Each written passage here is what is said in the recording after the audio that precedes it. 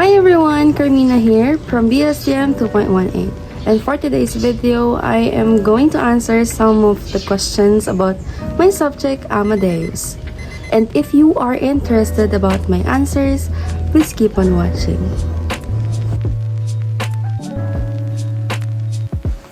So what is my learning about Amadeus? So, totoo lang, super dami kong natutunan sa Amadeus. Ang daming ding realization, not just from the subject, but also from the teacher. Dito ko naranasang mag-cram. Super cramming ako. Growth din ako during the time na nag-aaral kami ng Amadeus. So, during the sessions nga po na we are learning about Amadeus, andun yung pressure, and at the same time, there is a time na sometimes I feel na I really don't want na, but I am still happy because I learned a lot. Doon pa lang sa mga PNR, mga tinatanong ko, what is the meaning of those DNA, DAN, like that. Pero ang sarap sa feeling na day by day, you learn a lot from the teacher, from the subject. Minahal ko yung subject, the way that Sir Miko introduce us na Amadeus. Medyo shocking lang, pero yun yung totoo. I learn super dami. I learn a lot. Do you find this subject difficult? To tell you honestly, nung first super, hindi ko pa lang siya nag-take. Di pa lang ako nag-enroll kasi ang una ko kasing ginawa that time is to ask seniors, like, paano kayo nakapasa sa Amadeus? Mahirap ba siya? Kasi sabi nila, lagi kasi nilang sinasabi na, naku, may Amadeus na kayo sa third year, ganyan-ganyan. So parang, there is a thought in my mind na, mahirap pala talaga yung Amadeus. So, nung first, lalo na yung na kami ng Ayata codes, dun ko naintindihan na, oh my God, super dami mo pala talagang aaralin. Super hirap. Lalo na po sa akin na, I am not fast in memorizing. Nagkakahalo-halo siya sa brain ko, and medyo, yun yung weakness part ko is I can still survive, and yun nga, every laboratories naman, nagigets ko na siya. Nakasurvive ako doon sa Ayata Codes dahil super duper nagdadasal ko dati na makasurvive lang ako, I will do better, and look at me now. Minahal ko ang Amadeus dahil doon sa mga bad days ko. Hindi naman siya bad days. Minahal ko ang Amadeus lalo dahil dun sa mga difficulties na yun. And for this question, what did I do to survive this subject? First, mag-cram. Then, iiyak ko lang.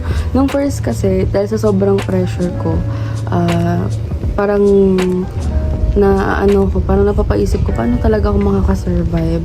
Survive this subject, madami din ginawa, and half of it is to cram, cry, and study, of course. Study lang ng study, i-push lang ang sarili, not in a bad way, but in positive way, kasi dun ko mas nailalabas yung kaya ko pa pala, na hindi ako hanggang dito lang, na I can still do better than before. So ayun nga, ginagawa ko is nagre-review ako, and kasama sa pagre-review ko, yung technique na ginagawa ko is sinusulat ko siya, and then tinatandaan ko siya sa fold, kasi ginugupit ko yung papel dahil dalawa na sila. Susulat ko dun yung mga codes, anong ibig sabihin, saan ginagamit, and then kinikip ko siya at dinadala kahit saan. Doon ako nagre-review. So that effective naman siya kasi natatandaan ko naman siya, and I was happy and proud to myself pag ganun yung nangyayari. And to answer this question, yes, super na-deliver ni Sir Miko yung justice sa Amadeus subject. Kasi halos lahat talaga ng klase, super nagpo-focus sa Amadeus. And hindi naman sa focus na super pressure na. At the same time kasi na-enjoy namin yung pressure kasi in the end of the day, in the end of the tiring studying talaga, nagpipay back kasi yung hirap namin. Yun pa lang, parang sa amin kasi, okay, dahil siguro ganito lang talaga si Sir Miko magturo, and dahil sa way niya ng pagtuturo, mas na-absorb namin yung dapat malaman namin sa Amadeus subject. So ayun, kaya super thankful din ako na si Sir Nico, yung teacher namin sa Amadeus. Kasi na-push na kami na maging better dun sa subject.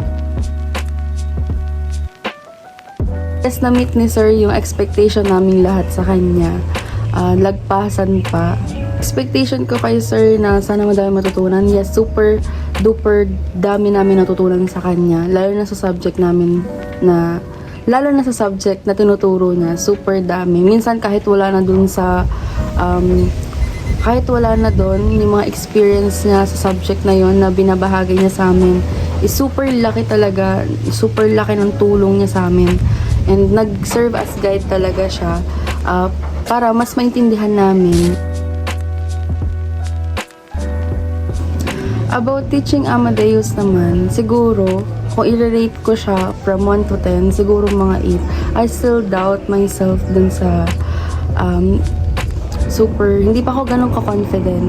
So, kailangan confident muna ako kung gusto kong magturo.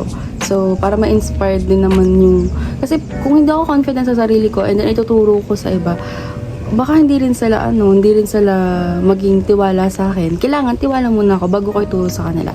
Lagi ko, madami pa akong kailangan aralin, kailangan maintindihan sa subject bago ko maituro sa iba.